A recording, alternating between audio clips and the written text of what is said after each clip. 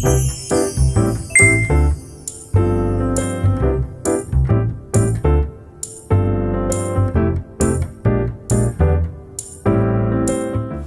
안녕하세요. 달쌤유 필름입니다. 오늘은 법원에서 하는 일에 대해서 보도록 하겠습니다. 오늘은 18번째 시간이에요. 18차시고 그리고 교과서는 62쪽부터 시작하는데 62, 63, 64 간단하네요. 64쪽까지 간단히 보도록 하겠습니다. 우리가 지난 시간에 계속 그 삼권 분립에 대해서 봤어요. 권력이 세 가지로 분리돼 있다 그랬죠. 선생님이 삼권 분립. 그래서 자, 입법, 행정, 사법 이렇게 돼 있다고 얘기를 했고요. 자, 입법 어디예요? 국회죠, 국회. 국회에서 하는 일 크게 세 가지 나왔었는데 첫 번째 법 만드는 거, 그 다음에 예산 심의하는 거, 그 다음에 국정감사하는 거 이렇게 세 가지 나왔었고 행정은 뭐예요? 정부죠, 정부. 정부는 나라의 살림을 꾸려나간다 하는 곳이에요. 그래서 여러 가지 기관이 있는 걸 봤어요. 그래서 뭐 국무위원들 봤죠. 대통령 아래 뭐 국무총리, 뭐 장관, 뭐 그리고 정은경 그 질병관리청장님도 지난 시간에 배웠었어요. 그럼 이번에는 사법에 대해서 보도록 하겠습니다. 자, 교통사고로 소형인에 반 친구를 다치게 한 운전자는 어린이 보호구역에 대한 법률을 위반한 혐의로 법원에서 재판을 받았어요. 요즘에 뭐 민식이법인가 하는 걸로 좀 화제가 되고 있죠. 자, 일단 여러분들은 이 법원의 위치를 좀 볼게요. 자, 방청석이 있어요. 방청석이 있고 이걸 좀 두껍게 할까? 아니야. 이걸로. 요 색깔 어때? 자, 방청석이 있고 그리고 증인이 있고요. 그다음에 왼쪽이 검사예요. 그리고 오른쪽은 변호인과 피고인이고 그 가운데는 기록하시는 분들이 있어요. 그리고 맨 위에 판사가 있죠. 다시 한번 보도록 하죠. 위치는 여러 가지 사람들이 있는데 왼쪽은 검사는 이제 뭐냐면 말 그대로 검사하는 사람이야. 사건이 어떻게 일어났는지 이제 막 그리고 형량을 구형하기도 하고 사건에 대해서 조사하고 그런 사람이란 말이죠. 그리고 변호인은 무슨 말인지 알지? 이 피의자, 그러니까 잘못한 사람을 이 사람이 말을 제대로 못할 수도 있으니까 이 사람을 대신해서 얘기를 해주는 사람이 변호인이죠. 그리고 증인은 말 그대로 증인이고 방청석은 구경하는 사람이고 이 사람들은 여기서 그 재판을 기록하는 사람들이에요. 마지막에 판사가 이제 판결을 내리게 되죠. 한 사람들 얘기를 한번 볼까요? 증인이 먼저 얘기를 하는데 뭐라고 얘기냐면 운전자는 빠른 속도로 운전을 하고 있다 그러고 검사는 피고인은 어린이 보호구역에서 어린이 학생들의 안전에 유의하지 않았다라고 얘기하고 있고 주변이 어두워서 피고인의 차가 미처 피해 학생을 피할 수가 없었습니다. 이렇게 얘기를 하는데 이 변호인의 말도 뭐 일리가 있는지 모르겠지만 이거라며 어린이 보호구역이라며 어린이 보호구역은 30km/h 제약이 있는데 이 사람은 약간 빼박이야. 어린이 보호구역에서 사고 나면 큰일이에요.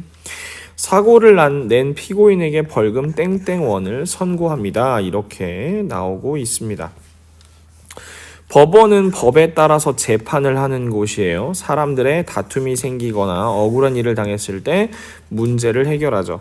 법원에서 하는 일은 뭐가 있냐면 사람들 사이의 다툼을 해결해줘요. 사람들 사이의 다툼. 그래서 층간소음 때문에 너무 힘들다. 일부러 그런 건 아니라고요. 땡땡씨가 정신적 피해를 입은 만큼 배상해주세요. 이렇게 얘기하고 있고 법을 지키지 않은 사람을 처벌합니다. 땡땡씨를 폭행한 것이 인정되어 징역 몇 년을 선고합니다. 이게 징역이라고 하는 것은 단순히 교도소에 가 있는 게 아니고 역은 일을 한다는 뜻이거든. 그래서 교도소에 갇혀서 일까지 하는 걸 징역이라고 얘기를 해요. 개인과 국가, 지방자치단체 사이에서 생긴 갈등도 해결해주죠. 땡땡시는 피해자에게 수리비용을 보상하세요. 지하철 공사 때문에 우리 집이 부서졌어요. 물론 그럴 수도 있죠. 그럴 경우에 이제 나라가 배상을 해줘야 하는 그런 상황이 되는 거죠. 법원에서 어떤 일을 하는지 사례를 조사해보자 라고 하는데, 우리는 이제 그 사이트에 한번 들어가 볼 거예요. 일단 여기 보고요. 법은 모든 사람에게 공정하게 적용되어야 합니다. 공정한 재판으로 국민의 자유와 권리를 보장하고자 법원은, 중요하죠. 법원은 외부 영향이나 간섭을 받지 않아야 하며 법관은 개인적인 의견이 아니라 헌법과 법률에 따라서 공정하게 판결을 내려야 합니다. 그러니까 내가 이 사람이 싫다고 해서 이 사람 뭐 징역 20년 이렇게 할 수 없다는 거예요. 이를 위해서 우리나라는 특정한 경우를 제외한 모든 재판의 과정과 결과를 공개해서 억울한 사람이 생기지 않도록 하고 있어요. 또한 이것도 중요한 건데, 공정한 재판을 받을 수 있도록 한 사건에 원칙적으로 3번까지 재판을 받을 수 있는 3심 제도를 두고 있습니다. 그러니까 뭐 예를 들어서 처음에 뭐 재판을 한번 했는데 억울해요, 다시 해주세요, 억울해요, 다시 해주세요, 억울해요, 이렇게 하는 거야. 그래서 마지막에는 대법원까지 올라가죠. 자, 우리는 이번에 또 뭘 배울 거냐면 헌법재판소라고 하는 것을 배울 거예요. 헌법재판소는 헌법과 관련된 다툼이 해결된 일을 하는데, 법률이 헌법에 어긋나지 않는지 혹은 국가기관이 국민의 기본권을 침해했는지 판단합니다. 기본권이라고 하는 건 뭐 기본적인 권리죠. 대통령이나 국무총리와 같이 지위 높은 공무원이 잘못을 저질러 국회에서 파면을 요구하면 이를 심판하는 일도 합니다. 그래서 실제로 박근혜 대통령의 경우에는 파면을 당했었죠. 여러분 알고 있었죠? 박근혜 대통령 같은 경우에 파면을 당한 적이 있어요. 이 밖에 정부가 어떤 정당이 민주 질서를 어지럽다고 판단하여 해산을 요구하면, 그러니까 정당 해산도 만들 수 있어요. 선생님이 옛날에 무슨 진보당 비슷한 그런 당이 해산되는 걸 한번 봤었는데, 헌법재판소는 9명의 재판관이 있으며 중요한 결정이 내릴 때는 6명 이상이 찬성을 해야 한다고 합니다. 우리 그러면 이번에는 한번 그 홈페이지를 한번 찾아가 볼까요? 여기다가 선생님이 법원이라고 검색을 해볼게요. 법원이라고 검색을 하면 대한민국 법원이 나옵니다. 법원이 나오고, 뭐 사법부 소개? 사법부가 어떤 것인가? 법원의 조직, 법원의 구성원, 뭐 이런 것들이 나오는데, 법원은 대법원이 제일 높이 있고, 그 다음에 고등법원이 있네요. 그렇죠? 서울 고등법원, 대전 고등법원이 있고, 그 다음에 이제 지방법원이 있겠죠. 지방법원이 있는 걸로 알려져 있고요. 법원의 구성원, 법관, 법원 공무원, 재판연구, 뭐 이런 것까지는 몰라도 될 것 같아요. 그럼 우리는 어린이로 들어가 보겠습니다. 우측 상단에 어린이가 있죠. 자, 사법부를 소개합니다. 우리나라의 각급 국가기관은 법을 만드는 입법부, 법을 해석하는 사법부, 법을 집행하는 행정부가 있습니다. 사법부에 속한 기관으로는 우리나라 최고법원인 대법원과 각급 법원이 있고, 뭐 이렇게 있다고 하네요. 사법권의 독립이라고 하는데, 법관은 헌법과 법률에 의하여 양심에 따라 독립하여 심판한다. 무슨 얘기냐면, 예를 들어서 판사가 뭐 대통령하고 아는 사이야. 그럼 그렇다고 해서 대통령이 막 이렇게 너 이 사람 어떻게 해줘 이렇게 하면 안 된다는 거죠. 재판 공개 원칙, 공개할 것을 규정하고 있다. 아래 나왔었죠. 그리고 3심제 아까 나왔어요. 1심은 지방법원. 그래서 마음에 안 들면 항소를 할 수 있습니다. 항소.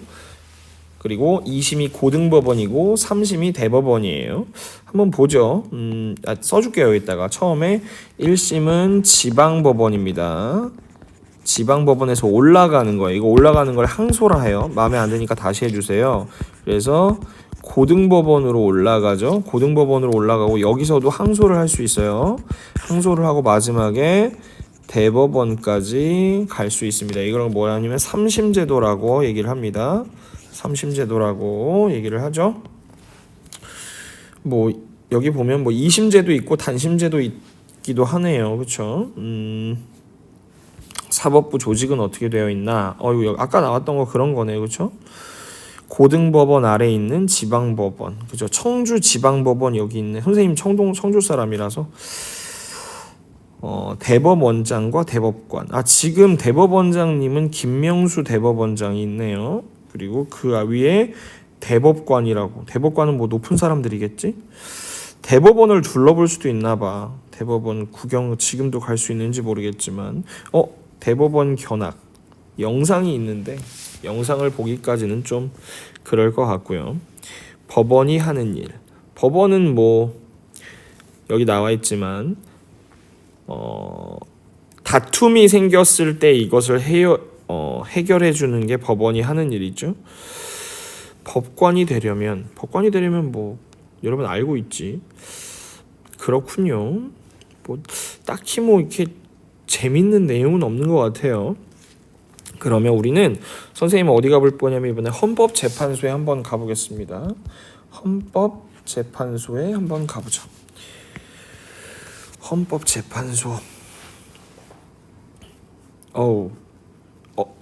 어린이 헌법재판소가 있네요. 자, 어린이 헌법재판소인데요. 한번 기침하고 났더니 목소리가 살아났다. 어떤 게 있을까? 동영상을 보면 좀 오래 걸릴 테니까. 학습은 뭐야? 헌법이 뭔가요? 헌법재판소 이런 거 봐지 뭐. 헌법재판소는 어떤 일을 하나요? 이거 볼까? 이게 어떻게 보는 건가?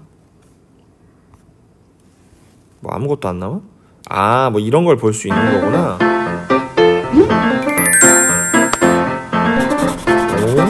어린이 헌법재판소. 우리나라 헌법재판소는 어떤 일을 하나요? 뭐 이런 걸 볼 수 있나 봐요. 그래서 어떻게 하는 거야? 인덱스 클릭. 오늘의 목표. 이거 되게 신기한 거 이것저것 할 수 있네. 이번 시간에 학습할 내용은 다음과 같습니다. 이 헌법재판소에 대해서 여기서 이렇게 수업을 해주는 것도 있나 봐요. 그렇군요. 어린이 헌법재판소에 대해서 여기 보면은 헌법재판소의 기능에 대해서 나와 있으니까 보죠. 위헌 법률 심판, 탄핵 심판, 정당 해산 심판, 권한쟁의 심판, 헌법소원. 이거 어려우니까 여기 만화로 보기 있네. 만화로 보기 한번 볼게요. 너 위헌이 무슨 뜻인지 아니? 당근이지. 헌법에 위반된다는 것 아니야? 나 민주. 내 친구 이름도 위헌인데 뭔 소리야? 딩동댕. 역시 우리 민주는 똑똑해. 이 정도는 상식이지. 그럼 어떤 법이 헌법에 위반되는지 또는 공권력이 국민의 기본법을 침해하는지 판단하는 심판이 뭔진 알아? 그건 바로 위헌 법률 심판과 헌법 소원 심판이야. 이거 어려운데. 어쨌든 국가가 국민의 기본권을 침해되는 거에 대해서 법률이 헌법을 위반하는지. 그러니까 여기 아까 나온 것처럼 이렇게 말하면 좀 어려우니까 여기 나오면 법률이 헌법에 어긋나는지를 판단하는 거, 국가기관이 국민의 기본권을 침해했는지를 판단하는 곳이 헌법재판소다. 여기 좀 어렵게 나온 것 같아. 탄핵 심판, 대통령 물러날 수 있지. 정당 해산 심판, 뭐 헌법 소원 심판 여러 가지가 있는데 이것까지 자세히는 몰라도 되고. 아무튼 그런 내용들이 있습니다. 그래서 여러분들이 오늘 이제 알아야 될 것은 이거 혹시 까먹었을까봐 선생님 여기다가 한번 그럼 플러스해서 일반 백지로 한번 해볼게요. 자, 여러분이 지금 법원에 들어왔어요. 법원에 들어왔다고 가정을 해봅시다. 좀 두껍게. 법원에 들어왔으면 제일 먼저 보이는 사람들이 누구예요? 여기 높은 곳에 있는 사람들이 판사들이 있어요. 판사는 판결 내리는 사람. 그리고 왼쪽에 누가 있어요? 여기는 검사. 그리고 여기는 이제 피의자가 있는데 피의자 변호인이 있었죠. 변호인이 있었고 피의자가 있었어요. 이 가운데는 기록하는 사람들이 있었어요. 그렇죠? 그리고 여기서 서서 얘기했던 사람이 증인이었고 마지막 이 뒤에 있던 여기가 방청객이었죠. 이 기본적인 위치 정도는 기억하고 있으면 여러분들이 그 드라마나 영화 같은 거 볼 때도 굉장한 도움이 될 수가 있어요. 또 자, 법원에서 하는 일은 기본적으로 다툼을 조정해주죠. 다툼을 조정해주고 잘못한 사람들을 혼내주죠. 그리고 나라나 뭐 지방자치단체하고 개인의 분쟁이 있을 때 분쟁을 해결해 준다는 거 알 수 있고, 그리고 3심제 기억해야 되겠죠. 3심제 제일 처음에 지방법원이었어요. 그 다음에 고등법원, 그 다음에 대법원으로 넘어갑니다. 자, 그리고 일반 법률이 헌법을 침해하였는지 안 했는지, 아니면 혹은 법률이 인간의 기본권을 침해했는지 확인하고 판결해 주는 곳을 뭐라고 했냐면 헌법재판소라고 합니다. 헌법재판소라고 하고, 헌법재판소는 몇 명의 판사가 있냐면 9명의 재판관이 있고, 이 중에 6명 이상이 찬성을 하면 통과가 됩니다. 그래서 우리 이 정도만 오늘 알고 계시면 될 것 같아요. 길지 않은 내용이었던 것 같습니다. 우리 오늘 18번째 시간 법원에서 하는 일에 대해서 알아보았어요. 다음 시간에 이어서 얘기해 보도록 할게요. 인사 그만 칠게요. 안녕.